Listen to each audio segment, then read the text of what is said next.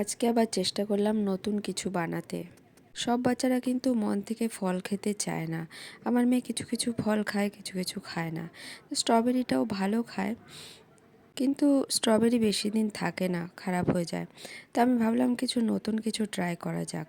স্ট্রবেরিগুলো ভালো করে ধুয়ে চিনি দিয়ে একটু ব্লেন্ড করে নিলাম, তারপরে ফ্রিজারে রেখে দিলাম।